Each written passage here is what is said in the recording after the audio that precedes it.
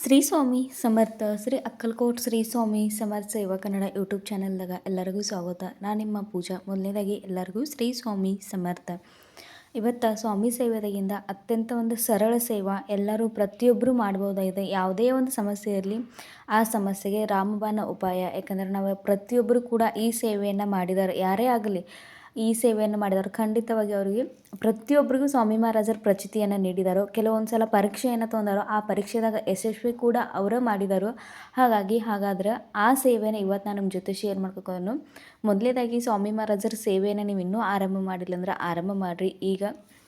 ಆನಂತರ ನಿಮ್ಮ ಸುತ್ತಮುತ್ತ ಇದ್ದವ್ರಿಗೂ ಕೂಡ ಸ್ವಾಮಿ ಸೇವೆಯನ್ನು ತಿಳಿಸ್ಕೊಡ್ರಿ, ಸ್ವಾಮಿ ಸೇವೆ ಬಗ್ಗೆ ಹೇಳ್ಕೊಡ್ರಿ. ಯಾಕಂದರೆ ಕಷ್ಟದಾರಿದ್ದಾರೆ ನಾವು ಹಣ ಕೊಟ್ಟಂತೆ ಎಷ್ಟು ದಿವಸ ಅಂತೂ ನಾವೆಲ್ಲರೂ ಸಹಾಯ ಮಾಡ್ಕೋಗಲ್ಲ. ಆದರೆ ಇಂಥ ಸೇವಾ ಮಾರ್ಗಗಳನ್ನು ನಾವು ಹೇಳುವುದರ ಮುಖಾಂತರ ಅವ್ರ ಜೀವನದಾಗೂ ಕೂಡ ಸ್ವಾಮಿ ಸೇವೆದ ಬಗ್ಗೆ ಒಂದು ಅನುಭವ ಆಗಲಿ, ಒಂದು ಸ್ವಾಮಿ ಸೇವೆಯಿಂದ ಅವ್ರ ಜೀವನದಾಗೂ ಒಂದು ಒಳ್ಳೇದಾಗಲಿ ಅನ್ನೋದಷ್ಟೇ. ಇವತ್ತು ಸ್ವಾಮಿ ಚರಿತ್ರೆ ಸಾರಾಮೃತ ಇದನ್ನು ಸ್ವಾಮಿ ಮಹಾರಾಜರ ಆತ್ಮ ಅಂತ ಹೇಳಿ ಗುರುತಿಸ್ತೀವಿ ನಾವೆಲ್ಲರೂ.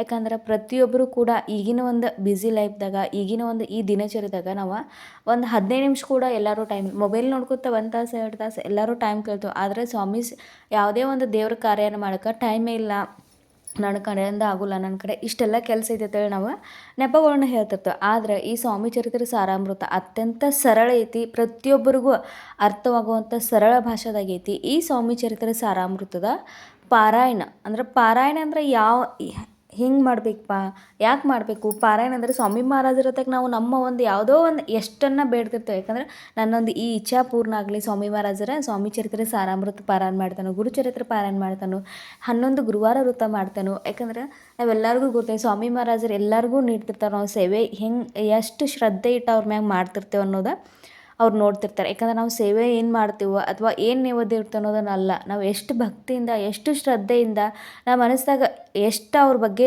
ಭಕ್ತಿ ಇಲ್ಲ ಅದು ಸ್ವಾಮಿ ಮಹಾರಾಜರಿಗೆ ಸಮರ್ಪಣೆ ಆಗ್ತಿರ್ತೈತಿ. ಹಾಗಾಗಿ ಈ ಸ್ವಾಮಿ ಚರಿತ್ರೆ ಸಾರಾಮೃತದ ಪಾರಾಯಣ ಮಾಡೋದಿದೆ.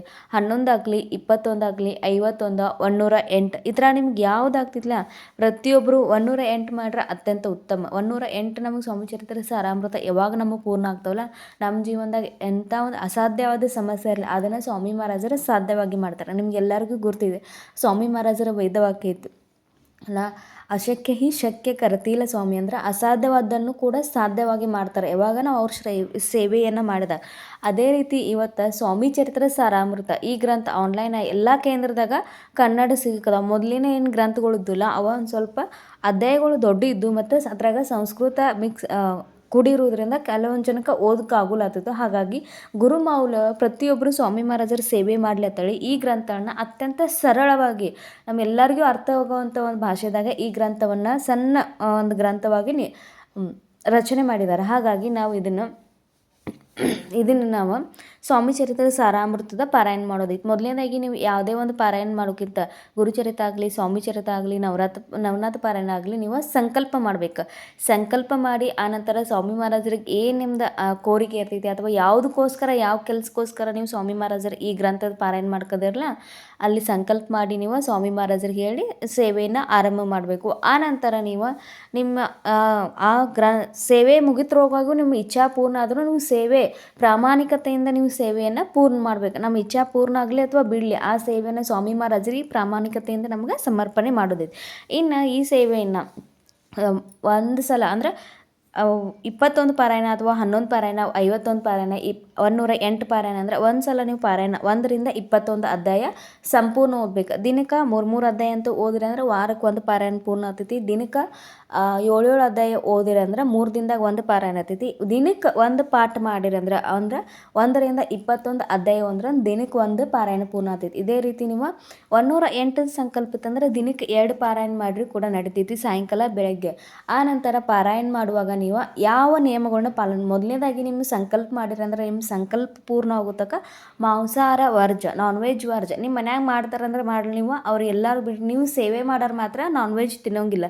ಇವತ್ತು ಸೇವೆ ಮಾಡ್ತೇನೋ ನಾಳೆ ನಾನ್ ವೆಜ್ ತಿಂತೇನೆ ಅಂದರೆ ಇಲ್ಲ. ನೀವು ಸೇವೆ ಸಂಕಲ್ಪಯುಕ್ತ ಸೇವೆ ಮಾಡುವಾಗ ಯಾವುದೇ ರೀತಿ ನಾನ್ ವೆಜ್ ಆಗಲಿ ಏನೇ ಆಗಲಿ ನಾವು ಅಲ್ಲಿ ಸೇವೆನ ಮಾಡುವಂಥದ್ದಿಲ್ಲ. ಯಾಕಂದ್ರೆ ನಾವು ಸೇವೆ ಮಾಡ್ತಿರ್ತೇವೆ, ಸ್ವಾಮಿ ಮಹಾರಾಜರು ಸೇವೆಯನ್ನು ಮಾಡ್ತಿರ್ತೇವೆ. ಆ ಸೇವೆ ಸಮರ್ಪಣೆ ಆಗಿ ಸ್ವಾಮಿ ಮಹಾರಾಜರು ನಾವು ಏನೋ ಒಂದು ಬೇಡ್ತಿರ್ತೇವೆ ಅಂಥ ಒಂದು ಟೈಮ್ದಾಗ ನಾವು ಇದನ್ನೆಲ್ಲ ಬಿಡಬೇಕಾಗ್ತೈತಿ ಅಥವಾ ಇದನ್ನೆಲ್ಲ ವರ್ಜ ಇರ್ತೈತಿ. ಸೇವೆ ನಿಯಮ ಕಠಿಣ ನಿಯಮ ಅಂದರೆ ಇದೊಂದೇ ಇದು ಕಠಿಣ. ಆನಂತರ ನೀವು ಪರಾನ್ನ ವರ್ಜತೈತೆ ಅಂದರೆ ಎಲ್ಲಿ ಹೊರಗಿನ ಊಟ ತೊಗೋಬಾರ್ದು. ಹಾಗಾಗಿ ನೀವು ಬೇರೆ ಕಡೆ ನಮ್ಮ ಮನ್ಯಾಗ ಎಲ್ಲೋ ಒಂದು ಫಂಕ್ಷನ್ ಇತ್ತಂದ್ರೆ ಹೋಗುವಂಥ ಪರಿಸ್ಥಿತಿ ಇತ್ತಂದ್ರೆ ನೀವು ಗಾಯತ್ರಿ ಮಂತ್ರ ಹೇಳಿ ನೀವು ಆ ಊಟವನ್ನು ಆ ಒಂದು ಸೇವನೆ ಮಾಡ್ಬೋದು. ಆ ನಂತರ ನೀವು ಸೇವೆದಾಗ ಯಾವತ್ತೂ ಖಂಡನೆ ಆಗ್ಬಾರ್ದು. ಅಂದ್ರೆ ಒಂದಿನ ಸೇವೆ ಮಾಡಿ 2 ದಿನ ಮಿಸ್ ಮಾಡಿ ಈ ರೀತಿ ಇಲ್ಲ, ಸೇವೆ ಕಂಟಿನ್ಯೂ ಆಗ್ಬೋದು. ಯಾವಾಗ ನಮ್ಮ ಪೀರಿಯಡ್ ಅದು ಬರ್ತದೆ ಆ 5 ದಿನ ಗ್ಯಾಪ್ ಮಾಡಿ, ಯಾಕಂದ್ರೆ ಅದು ನೈಸರ್ಗಿಕವಾಗಿ ಇರ್ತೈತಿ. ಹಾಗಾಗಿ ಆ 5 ದಿನ ಗ್ಯಾಪ್ ಮಾಡಿ ನೆಕ್ಸ್ಟ್ ನೀವು ಮತ್ತೆ ಸೇವೆಯನ್ನು ಆರಂಭ ಮಾಡ್ಬೋದು. ಆದ್ರೆ ನಾವು ಇವತ್ತು ಕೆಲಸ ಮಾಡೈತಿ, ಇವತ್ತು ಊರಿಗೆ ಹೋಗೋದೈತಿ ಅಥವಾ ಇವತ್ತು ಸೇವೆ ಮಾಡ್ಕೋಗಲ್ಲ, ಇವತ್ತಿಂದ ನಾನು ನಾಳೆ 2 ಪಾರಾಯಣ ಮಾಡ್ತೇನೆ ಆದ ರೀತಿ ಇಲ್ಲ. ನಾವು ಇವತ್ತು ಸೇವೆ ನಾವು ಸಂಕಲ್ಪ ಮಾಡಿದೇವೆ ಅಂದ್ರೆ ಅವತ್ತಿನ ಸೇವೆ ಅವತ್ತೇ ಮಾಡ್ಬೋದು. ಎಲ್ಲರೇ ಊರಿಗೆ ಹೋಗೋದಿತ್ತಂದ್ರೆ ನೀವು ಬೆಳಗ್ಗೆ ಎದ್ದು ಸೇವೆಯನ್ನು ಮುಗಿಸ್ಕೊಂಡು ಸೇವೆಯನ್ನು ಪೂರ್ಣ ಮಾಡೋದೈತಿ. ಯಾವ ರೀತಿ ಸಾಧ್ಯ ಆಗ್ತೈತಿಲ್ಲ ಆ ರೀತಿ ಸೇವೆಯನ್ನು ಮಾಡಿರಿ. ಈ ಸೇವೆಯನ್ನು ಯಾವ್ಯಾವ ಸಮಸ್ಯೆಗಳು, ಪ್ರತಿಯೊಂದು ಸಮಸ್ಯೆಗೆ ಸಂತಾನ ಪ್ರಾಪ್ತಿ ಆಗಲಿ, ಜಾಬ್ ಆಗಲಿ, ಪ್ರಮೋಷನ್ ಆಗಲಿ, ಮದುವೆ ಆಕತ್ತಿಲ್ಲ ಅಥವಾ ನಮ್ಮ ಮನಸ್ಸಿನ ತಕ್ಕಂಗೆ ವರ ವಧು ಸಿಗಕತ್ತಿಲ್ಲ, ಅಥವಾ ನಮ್ಮ ಮನ್ಯಾಗ ನಾವು ಸ್ವಂತ ಮನೆ ಕಟ್ಟಬೇಕನ್ನೋ ಎಷ್ಟೋ ಜನರ ಆಸೆ ಇರ್ತೈತಿ, ಜಾಗ ತೊಗೊಂಡಿರ್ತೇವೆ, ಏನೋ ಒಂದು ನಾವು ನೌಕರಿ ಮಾಡಬೇಕು ಅಥವಾ ನಮ್ಮ ಎಜುಕೇಷನ್ ಪೂರ್ಣ ಆಗೈತಿ, ಜಾಬ್ ನಮ್ಮ ಮನಸ್ಸಿನ ತಕ್ಕಂಗೆ ಜಾಬ್ ಸಿಕ್ಕತ್ತಿಲ್ಲ. ನಮ್ಮ ಜೀವನದಾಗಿರುವ ಪ್ರತಿಯೊಂದು ಸಮಸ್ಯೆಗೆ ಸ್ವಾಮಿ ಚರಿತ್ರೆ ಸಾರಾಮೃತ ಅನ್ನೋದು ಒಂದು ಅತ್ಯಂತ ಸರಳ ಉಪಾಯ. ಈ ಸೇವೆಯಿಂದ ನಾವು ಖಂಡಿತವಾಗಿ ನಮ್ಮ ಜೀವನದಾಗ ಒಂದು ಬದಲಾವಣೆ ಅನ್ನೋದು, ಸ್ವಾಮಿ ಕೃಪಾ ಅನ್ನೋದು ಆಗೇ ಆಗ್ತೈತಿ. ಪ್ರತಿನಿತ್ಯ ಯಾವಾಗ ನನ್ನ ಸೇವೆ ಆರಂಭ ಆಗಿತ್ತಲ್ಲ ಪ್ರತಿನಿತ್ಯ ನನ್ನ ಸ್ವಾಮಿ ಚರಿತ್ರೆ ಸಾರಾಮೃತದ 3 ಅಧ್ಯಾಯ ಓದೇ ಹೋಗ್ತೇನೆ. ಏನೇ ಒಂದು ದಿನ ಒಂದೊಂದು ಟೈಮ್ ಏನೋ ಒಂದು ಕೆಲಸ ಮಿಸ್ ಆದರೂ ನಡೆದಿದೆ, ಆದರೆ ಸ್ವಾಮಿ ಸೇವೆ ಮಾತ್ರ ಮಿಸ್ ಆಗೋಲ್ಲ. ಯಾಕಂದರೆ ಸ್ವಾಮಿ ಮಹಾರಾಜರು ನಮ್ಮ ಕಡೆಯಿಂದ ಆ ಸೇವೆಯನ್ನು ಮಾಡಿಸ್ಕೊತಿರ್ತಾರೆ. ಇನ್ನೊಂದು ನಾವು ಸೇವೆ ಮಾಡುವಾಗ ನಮ್ಮ ಮನೋಭಾವ ಯಾವ ರೀತಿ ಇರ್ತೈತಿ, ನಮ್ಮ ಭಾವನೆ ಯಾವ ರೀತಿ ನೋಡ್ರಿ. ನಾವು ಬೆಳಗ್ಗೆ ಒಂದು ತಾಸು ಎಲ್ಲ ಕೂತು ಸೇವೆ ಮಾಡಿದೆವು, ಸಾಯಂಕಾಲ ಇನ್ನೊಬ್ರಿಗೆ ಅವ್ರಿಗೆ ಕೆಟ್ಟಾಗಲಿ ಇವ್ರಿಗೆ ಕೆಟ್ಟಾಗಲಿ ಅಥವಾ ಅವ್ರಿಗೆ ಯಾಕೆ ಒಳ್ಳೇದಾಗತ್ತೈತಿ, ನಾ ಇಷ್ಟೆಲ್ಲ ಸೇವೆ ಮಾಡ್ರು ನನಗೆ ಒಳ್ಳೇದಾಗತ್ತೆ ಅಲ್ಲ. ಈಗ ನಮ್ಮ ಸೇವೆ ಆಯಿತು, ನಾವು ನಮ್ಮ ಸೇವೆ ಇನ್ನೊಬ್ಬರ ಬಗ್ಗೆ ವಿಚಾರ ಮಾಡೋದು ಬೇಡ. ಕೆಟ್ಟದಾಗಲಿ ಒಳ್ಳೇದು ಇನ್ನೊಬ್ಬರಿಗೆ ನಾವು ಒಳ್ಳೇದು ಮಾಡೋನು, ಸೇವೆಯನ್ನು ಪ್ರಸಾರ ಮಾಡೋಣ.